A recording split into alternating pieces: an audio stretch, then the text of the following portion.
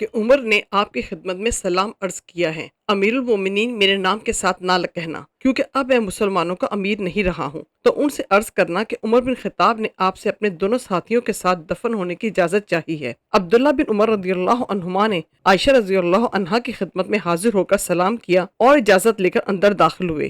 دیکھا کہ آپ بیٹھی رو رہی ہیں، پھر کہا کہ عمر بن خطاب رضی اللہ عنہ نے آپ کو سلام کہا ہے اور اپنے دونوں ساتھیوں کے ساتھ دفن ہونے کی اجازت چاہی ہے۔ عائشہ رضی اللہ عنہا نے کہا، میں نے اس جگہ کو اپنے لیے منتخب کر رکھا تھا، لیکن آج میں انہیں اپنے پر ترجیح دوں گی۔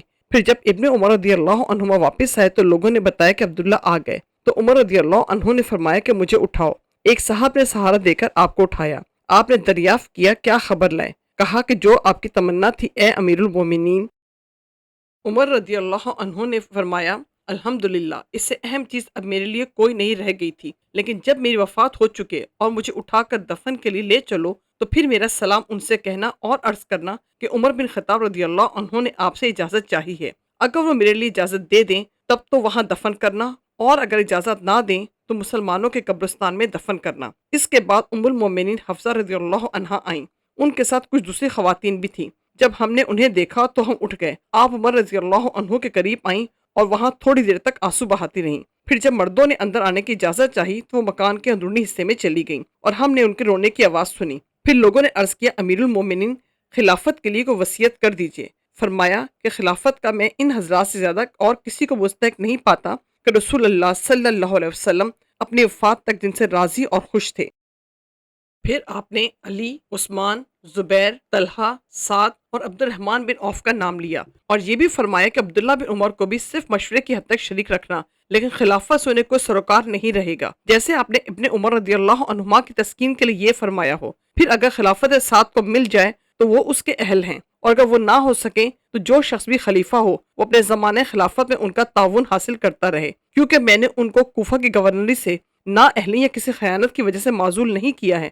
اور عمر رضی اللہ عنہ نے فرمایا، میں اپنے بعد ہونے والے خلیفہ کو مہاجرین اولین کے بارے میں وصیت کرتا ہوں کہ وہ ان کے حقوق پہچانے اور ان کے احترام کو ملحوظ رکھے، اور میں اپنے بعد ہونے والے خلیفہ کو وصیت کرتا ہوں کہ وہ انصار کے ساتھ بہتر معاملہ کرے، جو دارالہجرت اور دارالایمان مدینہ منورہ میں رسول اللہ صلی اللہ علیہ وسلم کی تشریف آوری سے پہلے مقیم ہے۔ خلیفہ کو چاہیے کہ وہ ان کے نیکوں کو نوازے اور ان کے بروں کو معاف کر دیا کرے، اور میں ہونے والے خلیفہ کو وصیت کرتا ہوں کہ شہری آبادی کے ساتھ بھی اچھا معاملہ رکھے، کہ یہ لوگ اسلام کی مدد، مال جمع کرنے کا ذریعہ اور اسلام کے دشمنوں کے لیے ایک مصیبت ہے، اور یہ کہ ان سے وہی وصول کیا جائے جو ان کے پاس فاضل ہو اور ان کی خوشی سے لیا جائے، اور میں ہونے والے خلیفہ کو بدویوں کے ساتھ بھی اچھا معاملہ کرنے کی وصیت کرتا ہوں کہ وہ اصل عرب ہیں اور اسلام کی جڑ ہیں، اور یہ کہ ان سے ان کا بچا کچا مال وصول کیا جائے اور انہی کے محتاجوں میں تقسیم کر دیا جائے، اور میں ہونے والے خلیفہ کو اللہ اور اس کے رسول کے عہد کی نگہداشت کی جو اسلامی حکومت کے تحت غیر مسلموں سے کیا ہے وصیت کرتا ہوں کہ ان سے کیے گئے عہد کو پورا کیا جائے، ان کی حفاظت کے لیے جنگ کی جائے اور ان کی حیثیت سے زیادہ ان پر بوجھ نہ ڈالا جائے۔ جب عمر رضی اللہ عنہ کی وفات ہو گئی تو ہم وہاں سے ان کو لے کر عائشہ رضی اللہ عنہا کے حجرے کی طرف آئے۔ عبداللہ بن عمر رضی اللہ عنہما نے سلام کیا اور عرض کیا کہ عمر بن خطاب رضی اللہ عنہ نے اجازت چاہی ہے۔ ام المومنین نے کہا کہ انہیں یہیں دفن کیا جائے، چنانچہ وہ وہیں دفن ہوئے۔ پھر جب لوگ دفن سے فارغ ہو چکے تو وہ جماعت جن کے نام عمر رضی اللہ عنہ نے وفات سے پہلے بتائے تھے جمع ہوئی۔ عبد الرحمن بن عوف نے کہا، تمہیں اپنا معاملہ اپنے ہی میں سے 3 آدمیوں کے سپرد کر دینا چاہیے۔ اس پر زبیر رضی اللہ عنہ نے کہا کہ میں نے اپنا معاملہ علی رضی اللہ عنہ کے سپرد کیا۔ طلحہ رضی اللہ عنہ نے کہا، میں اپنا معاملہ عثمان رضی اللہ عنہ کے سپرد کرتا ہوں، اور سعد بن ابی وقاص رضی اللہ عنہ نے کہا کہ میں نے اپنا معاملہ عبد الرحمن بن عوف کے سپرد کیا۔ اس کے بعد عبد الرحمن بن عوف رضی اللہ عنہ نے عثمان اور علی رضی اللہ عنہما کو مخاطب کر کر کہا کہ آپ دونوں حضرات میں سے جو بھی خلافت سے اپنی برات ظاہر کریں ہم اسی کو خلافت دیں گے، اور اللہ اس کا نگراں و نگہباں ہوگا، اور اسلام کے حقوق کی ذمہ داری اس پر لازم ہوگی۔ ہر شخص کو غور کرنا چاہیے کہ اس کے خیال میں کون افضل ہے۔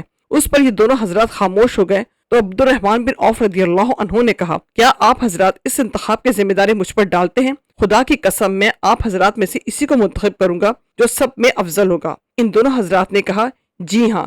پھر آپ نے ان دونوں میں سے ایک کا ہاتھ پکڑا اور فرمایا کہ آپ کی قرابت رسول اللہ صلی اللہ علیہ وسلم سے ہے اور ابتدا میں اسلام لانے کا شرف بھی، جیسا کہ آپ کو خود ہی معلوم ہے۔ بس اللہ آپ کا نگران ہے۔ اگر میں آپ کو خلیفہ بنا دوں تو کیا آپ عدل و انصاف سے کام لیں گے؟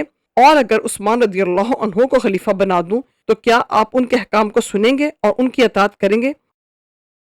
اور اس کے بعد دوسرے صاحب کو تنہائی میں لے گئے اور ان سے بھی یہی کہا، اور جب ان سے وعدہ لے لیا تو فرمایا اے عثمان اپنا ہاتھ بڑھائیے۔